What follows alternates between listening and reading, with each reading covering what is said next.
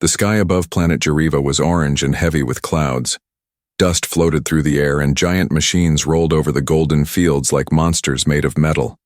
These machines were harvesters, huge, fast, and dangerous. They cut everything in their path without stopping. In the middle of one such field, something strange was lying in the dirt. It wasn't a stone, and it wasn't a plant. It was a girl. Her name was Zari.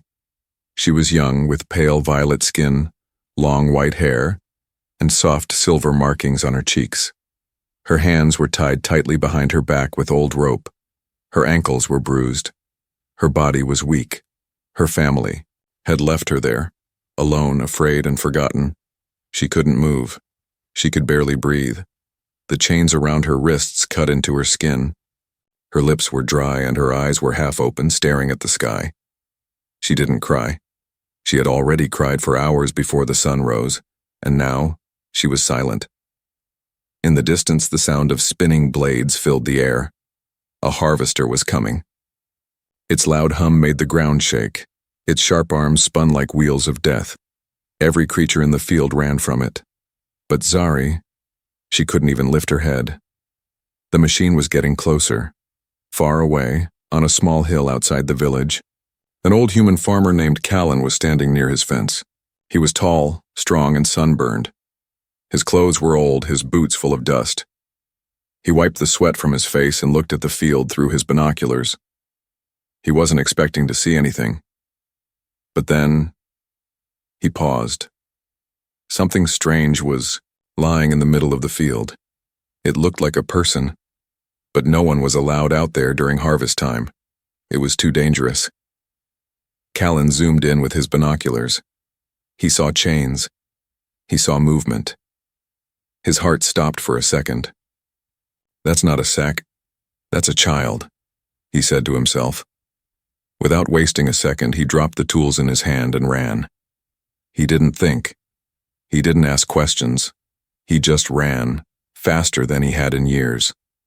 The harvester was only seconds away from the girl now. Its blades sliced through tall golden stalks like they were paper. One more line and it would reach her. Zari tried to scream, but no sound came out. Callan jumped over a ditch. His legs burned, but he didn't stop. He waved his hands in the air and screamed, "Stop! Stop!" But the machine had no ears. It wasn't made to stop. He grabbed a rock and threw it at the control box. Nothing happened. Then he did something insane. He jumped in front of the machine. The sensors finally detected a full body. The harvester made a loud sound and slowed down. The blade stopped spinning, but just barely. It was only inches away. From Zari's neck, Callan dropped to his knees. The smell was the first thing she noticed. Warm bread, dry hay, firewood smoke. Zari blinked slowly. Her eyes struggled to focus. The ceiling above her was made of wooden planks, old but strong. Light came through the cracks in gentle lines. It wasn't the sky she remembered from before. Her hands. No, longer tied. Her legs wrapped in soft cloth. Her heart, still afraid. She tried to sit up, but pain shot through her ribs. She let out a quiet groan. That small sound was enough. A heavy wooden door creaked open. Boots stepped closer. And then, the human came in. Callan was holding a small bowl of soup, steam rising from it. He paused at the door when he saw her awake. "You're safe now," he said softly. Zari didn't reply. Her eyes locked onto his face. She had never seen a human this close. His face was rough, his hair messy, and his skin sun-browned. He didn't look like her people, but something in his eyes was not threatening. He placed the bowl on a wooden crate beside her. "I don't know what you eat, but it's vegetable broth. Soft, no spices." Zari stared at the soup. She was starving, but she didn't move. She didn't trust him, not yet. Callan sat down near the corner, far from her, giving her space. He didn't ask questions. He didn't rush her. Zari slowly moved her fingers, touching the soft blanket around her. It felt too good to be real. She looked at the bandages on her leg. Someone had cleaned her wounds. Someone had cared. Her family never did that. They had tied her up like garbage and left her in the field. Left her to be cut by the machines. No last words. No goodbyes. Just chains and silence. Why? Because she was different. A few minutes passed. Kalen stood up and picked up the empty bucket near the wall. "I'll bring more water," he said. "You don't have to talk, just rest." He walked out, and Zari was alone again. For the first time in days, she felt something strange in her, chest safety. But could she trust it? Later, as the sun went down, Callan returned. He placed a cup of clean water beside her bed. She was sitting now, her back weak but straight. "You saved me," she said softly, her voice like wind through dry leaves. Callan turned, surprised. "You speak standard?" "Enough," she replied, then lowered her head. "Why? Did you help me?" Callan looked at her carefully. "You were dying," he said. "That's enough reason." Zari didn't know how to reply. In her world, no one helped without a price. No one saved the unwanted, and she was the most unwanted of all. She reached for the bowl and took a sip of the soup. Warmth spread through her body. She couldn't stop the tears from falling. They came quietly like rain. "I didn't ask to be born cursed," she whispered. "I didn't ask for the mark." Callan moved closer but still kept a gentle distance. "What mark?" he asked. Zari turned her head. On the back of her neck, hidden beneath her white hair, was a glowing silver birthmark in the shape of a crescent. "Born under the twin moons during a silent storm," she said. "The elders called me moonbroken, said I would bring misfortune." "So they tried to kill you?" "No," she said, voice trembling. "Worse. They let the earth decide. They tied me in the harvester path. If the land wanted me, it would keep me. If not, I would be gone." My mother didn't even cry. Callan's hands clenched, but he stayed calm. "They were wrong," he said firmly. "You're not cursed. You're alive. That's what matters." Silence filled the barn for a long moment. Then Zari spoke again, her voice low and unsure. "Why are you alone?" Callan looked at the walls, then at the old photos on the shelf. "I used to have a family," he said. "War took them. After that, I came to this planet to start again." Zari looked at him. He looked strong, but something in his eyes was hollow. Two broken souls, one alien, one human, sitting together in an old wooden barn, on a planet that didn't care if they lived or died. Maybe, just maybe. They had both been given a second chance. That night, as Callan fed the animals and Zari lay resting, something changed. She no longer felt like a prisoner of fate. She felt like a seed. Small, quiet, but ready to grow. And the stranger who saved her? Maybe he wasn't a stranger anymore. Morning light touched the edges of the barn roof as Zari sat on a wooden bench outside, wrapped in a faded brown shawl. Her body was still sore, but the bruises had faded a little. Her silver eyes followed the chickens pecking the ground near the steps. Everything was still, peaceful, too peaceful for a girl like her. Inside, Callan was making breakfast. The smell of eggs and firewood drifted outside. He whistled softly, something Zari had never heard before. Music was forbidden in her clan. Joy was rare. She closed her eyes, remembering why. Her people, the Vakari, followed strict rules. Rules, written in stone. Rules older than memory. They believed in signs. If a child was born under the wrong stars, cursed. If a girl cried too early, shamed. If a woman bled during moon high, dangerous. Zari had broken every rule just by existing. Her birth had been silent. The moon had turned red, and her silver birthmark had glowed from the moment she took her first breath. The village priest screamed, "She's marked! She will bring storms and sorrow." From that moment, She was not a daughter. She was a burden. They didn't kill her, not directly. They let her live, but not as one of them. Callan stepped outside, wiping his hands on his shirt. Hungry? He asked. Zari nodded once. She still didn't smile, but her eyes didn't flinch from him anymore. They sat under the shade and ate, quietly. After a few minutes, Zari broke the silence. You should have let the harvester take me, she said. It would have been easier. Callan looked at her. Easier doesn't mean right. She looked down at her hands. You don't understand my people. Then help me understand. Zari hesitated, then began speaking. Not like a victim, but like a historian telling a truth no one wanted to hear. In my clan, pain is law. Fear is tradition. They call it the balance. What kind of balance? Callan asked. They believe for crops to grow, something must die. For health, someone must suffer. For every birth, a death. It's not just belief, it's survival. We have little land, no allies, we learned to sacrifice early. She paused, eyes distant. When I turned 13, they said my time was near. At 15, they tied me to the rock circle for 3 days. Rain didn't fall, so they blamed me. Callan leaned forward, voice quiet. And then the field. Yes, she whispered. This year's harvest was late. The elders feared famine. My father said, let the land decide her fate. She clenched her jaw. He tied the rope himself. Callan didn't know what to say. His world was broken too, but not like hers. You ever fight back? He asked. Zari shook her head. Fight who? My own blood? You have a right to live, to choose. In my world, she said, choices are for the lucky. Suddenly a sharp sound echoed from the edge of the field. A horn. Zari's head snapped toward it, her entire body tensed.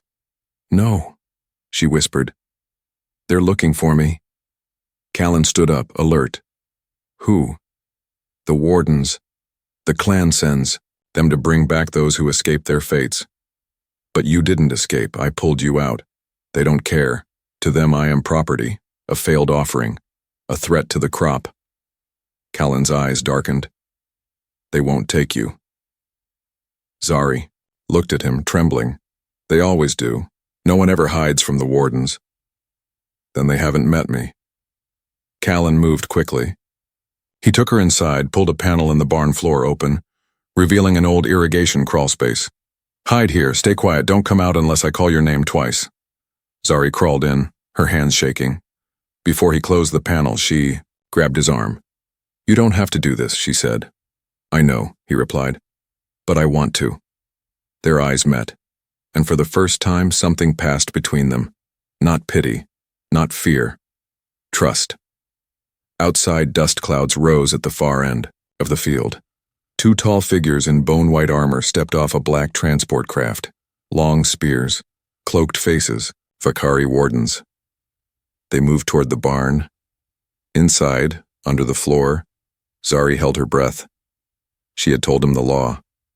The moment they saw her alive, they'd punish both of them. But this time, she wasn't alone. This time, someone stood between her and the blade. A pale wind blew across the field as the Vakari warden stepped closer to the old wooden barn.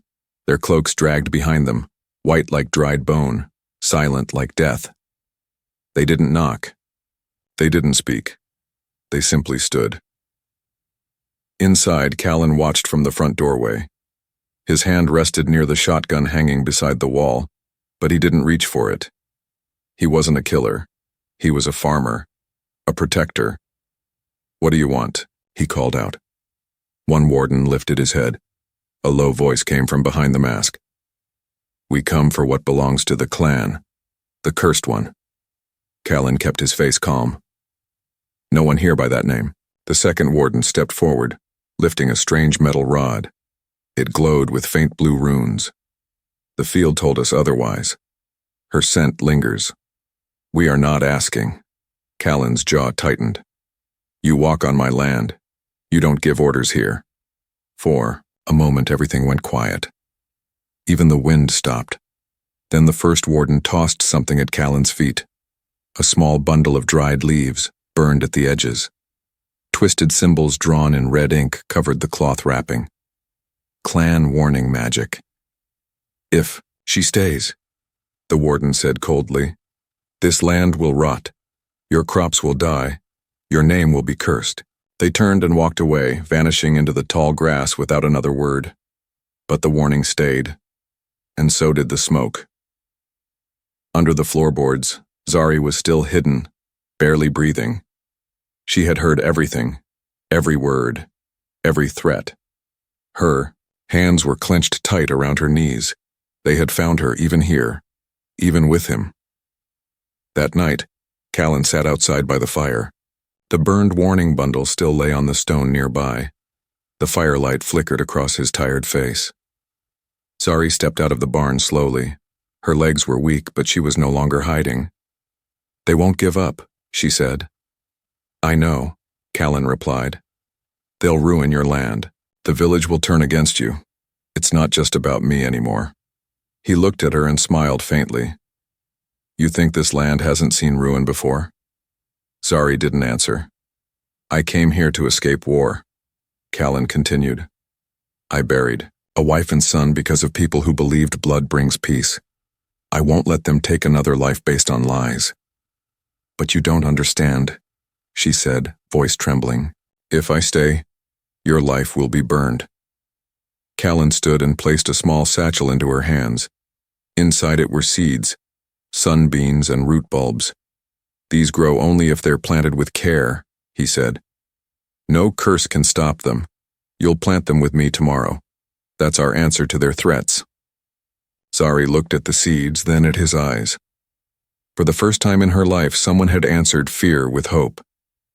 The next day, the villagers came. Not all of them, but enough to cause unease. They gathered at the fence. Murmurs, suspicious glances. Some carried tools. Others had nothing but harsh words. Callan, said one man, stepping forward. We heard you're hiding a Vakari girl, one of the cursed. Callan didn't lie. She's here, he said plainly. She was left to die. I chose to save her. You know what that means, said another. They'll curse the fields. Our families depend on this soil. Then help me prove them wrong, Callan said. She's not cursed. She's a child who was betrayed. Zari stepped out from behind the barn. Her head was held high. Her body still bore scars. But she didn't hide. I won't hurt your crops, she said softly, but I won't run again. If you want me gone, say it to my face. The villagers stared. No one spoke.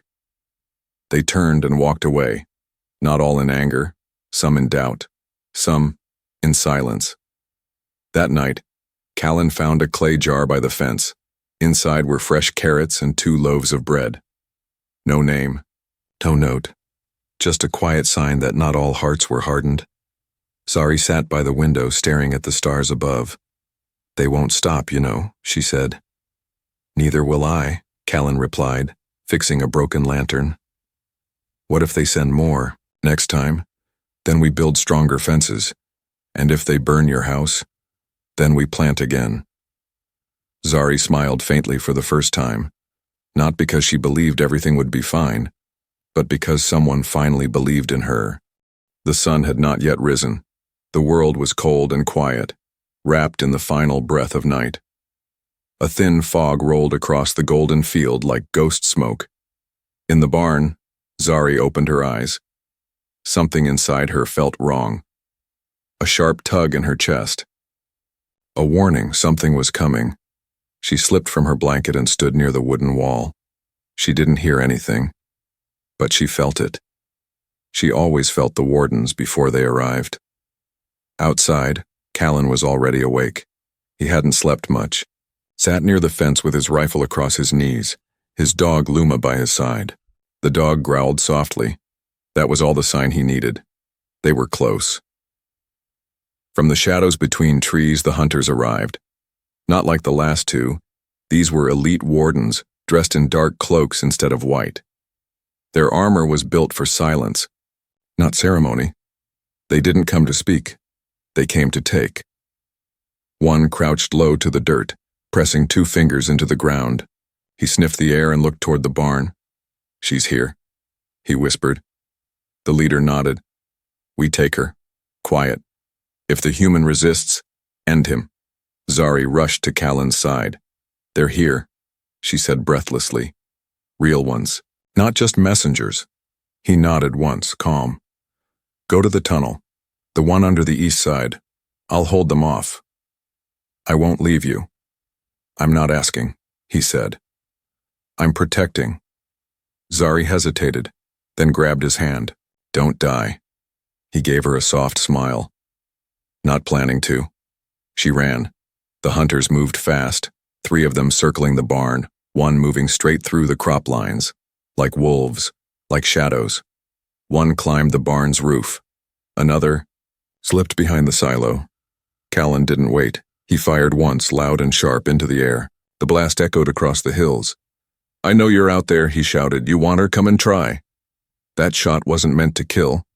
It was meant to warn, but the hunters weren't afraid of noise. One came rushing from the side, blade raised silent as wind. Callan turned fast, swung his shovel, not the gun, and knocked the attacker down with brute force. Dust flew as the hunter hit the dirt. "Still got it," Callan muttered. But then the second came. This one wasn't so careless. He ducked low, swept Callan's legs, and brought him crashing down. The gun slid from Callan's hand. The hunter raised his spear. Before it struck, a scream tore through the morning air. Zari. She leapt from behind the barn, throwing a heavy pot at the attacker. It smashed against his helmet.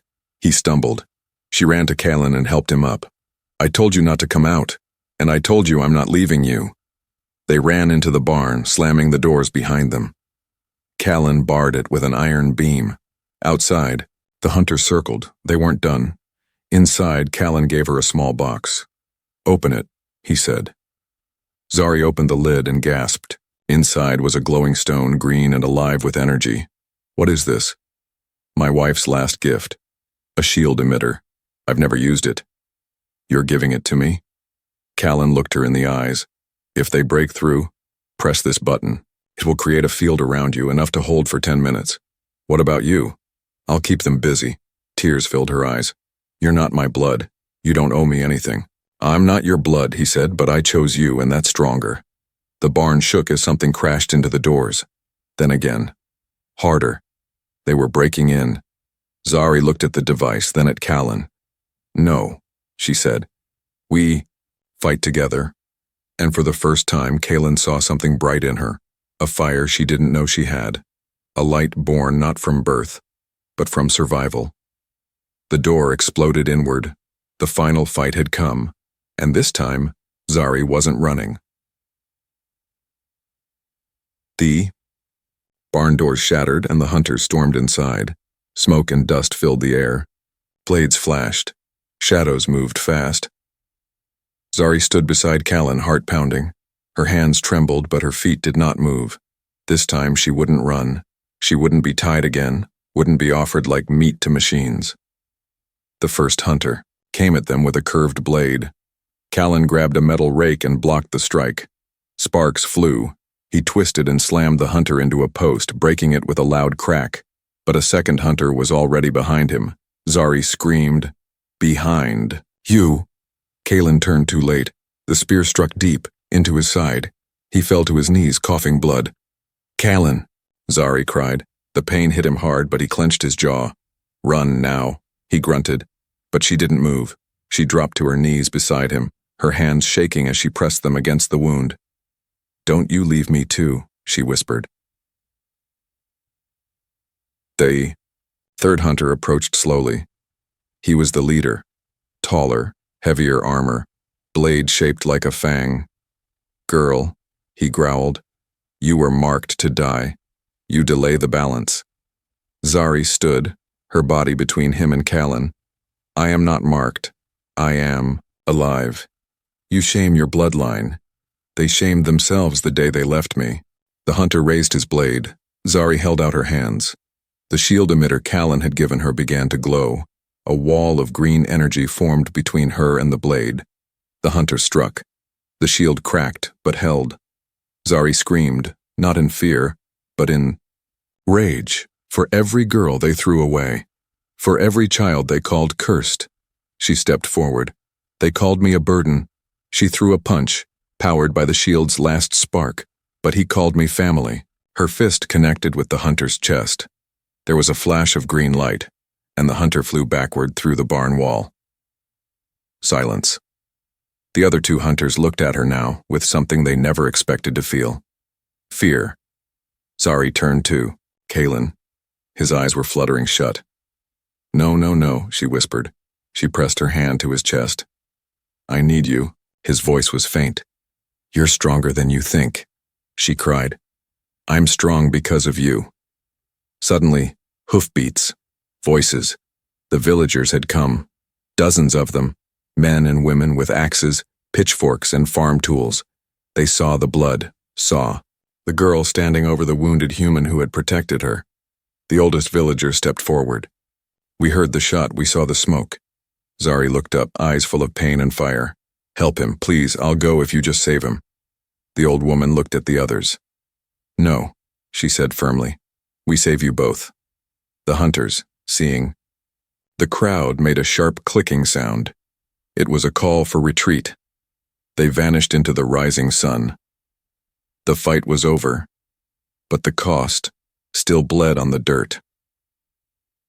Zari rode beside Kalen in the back of a farm cart. His wound was wrapped, his head resting on her lap.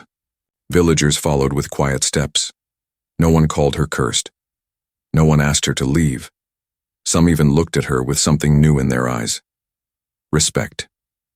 Later that night, Callan lay in bed, pale but breathing. Zari sat beside him, holding his hand. You nearly died, she whispered. Worth it, he mumbled. You crazy old man, you stubborn girl. They both smiled. For the first time, Zari felt something inside her break free. The curse wasn't real. The pain had been real. The loneliness was real. But now, she wasn't alone. She was alive, and she was loved. The days after the battle were quiet. No more hunters came. No more threats. The wind moved gently across the golden fields again, and the soil felt warmer under the sun. The land was changing, and so was Zari. She no longer walked with her head down. She no longer hid her birthmark behind her white hair. She stood tall now, her back straight, her hands busy. She had work to do. Callan was healing. Slowly. He still groaned when he sat up, and sometimes his side bled a little when he laughed. But he was alive, and smiling more than ever. Zari stayed, close. She cooked, she cleaned, she repaired fences. But most of all, she did what no one ever let her do before. She planted. One morning, she stood in the middle of the field, a small bag of seeds in her hand. The same seeds Callan gave her the night of the warning, the same seeds they were too afraid to plant. She kneeled down, made a small hole, and dropped in a sunbean seed, covered it, patted the soil.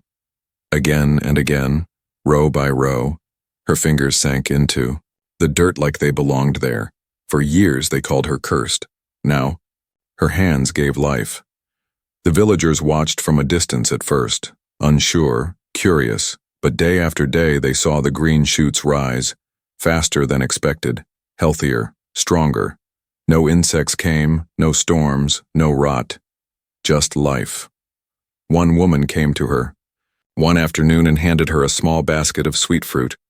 For you, the woman said softly. And the old man too. Zari took it with both hands, bowed slightly. She didn't need thanks, but that one gift felt like the world opening its eyes to her. Callan sat on the porch, watching her in the field. Luma, the dog, rested at his feet. She's like spring, he said to himself, after a long, hard winter. One evening, Zari sat beside Callan with 2 mugs of hot tea. The stars above were bright. No clouds, no fear. You know, she said, my clan used to say girls like me would poison the soil. Callan chuckled. Well, guess your poison grows delicious carrots. Zari smiled. A real smile. The kind that stayed. I've been thinking, she said, about building something. Like what? A school, she said slowly. For girls. Girls they called useless. The ones they left behind. I know there are more like me. Hiding. Afraid. Callan looked at her, eyes proud. You want to give them a second chance? She nodded. Like you gave me. He raised his mug. Then let's start drawing blueprints tomorrow. Weeks passed. Then months. And then, something wonderful happened. A young girl, Vakari, maybe 10 years old, came to the farm one night. Her clothes were torn and her eyes full of fear. Zari opened the door and knelt down. You're safe now, she said gently. The girl stared at her for a long moment, then whispered, They said you died. Zari pulled her into a hug. No, she said. I lived, and so will you. The farm became a haven. More came. Broken girls, lost boys. Ones with scars not just on their skin, but deep in their hearts. Zari taught them how to plant, how to mend, how to stand up when no one else would. And when the first full crop came in, tall and golden with roots deep and strong, the village gathered at the edge of the field. They watched Zari, now in simple farmer's clothes, lead the children down the rows. Together, they harvested the field. Together they carried baskets of food to the village center. No one said the word curse again. They said thank you. They said hope. They said Zari. Late that night, as the children slept and the fire burned low, Callan sat beside Zari under the stars. You changed everything, he said. She shook her head. No, you did. You stopped the harvester. He looked at her gently. No, I just pulled you from the dirt. You're the one who grew.